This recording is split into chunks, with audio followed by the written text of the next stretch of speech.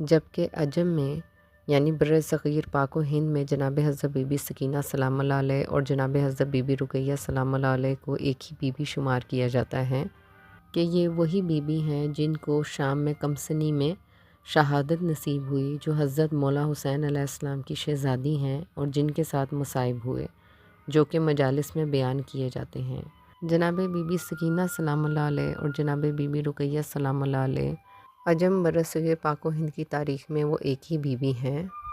جیسے کہ اختلاف کی بنیادی وجہ بیان کی گئی ہے کہ آل محمد صلی اللہ علیہ وآلہ وسلم کا ذکر لوگوں کے دلوں سے بھلانا تھا۔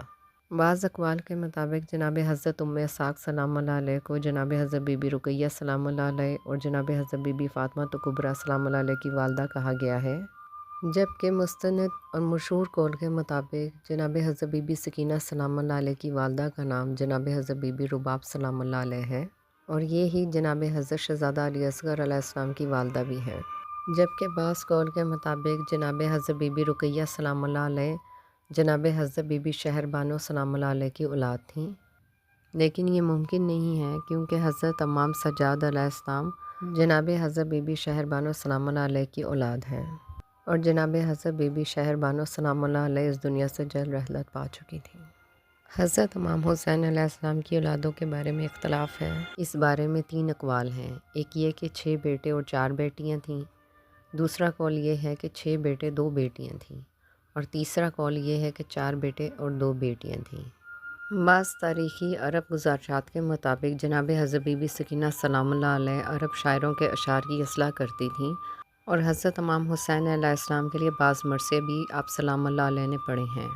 آپ سلام اللہ علیہ کا نام آمنہ، امینہ اور امیمہ ذکر ہوا ہے، اور کہا گیا ہے کہ سکون، آرامی اور وقار کی مالک تھیں،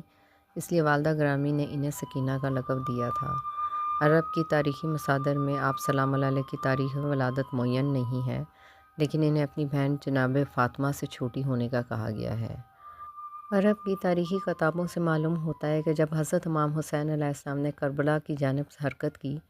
تو آپ سلام اللہ علیہ بالغ اور شادی کی عمر میں تھیں، کیونکہ اس سے پہلے جناب حسن مثنیٰ نے حضرت امام حسین علیہ السلام کی ایک بیٹی کا رشتہ مانگا، اور حضرت امام حسین علیہ السلام نے انہیں سکینہ اور فاطمہ میں سے ایک کو منتخب کرنے کا اختیار دیا تھا۔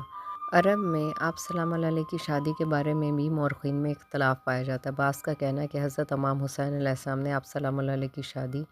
آپ کے چچا زاد بھائی عبداللہ بن حسن سے کی، لیکن شیخ مفید نے عبداللہ بن حسن کو واقعہ کربلا میں ایک نابالغ اور شادی کی عمر تک نہ پہنچا ہوا بچے کے طور پر بیان کیا ہے۔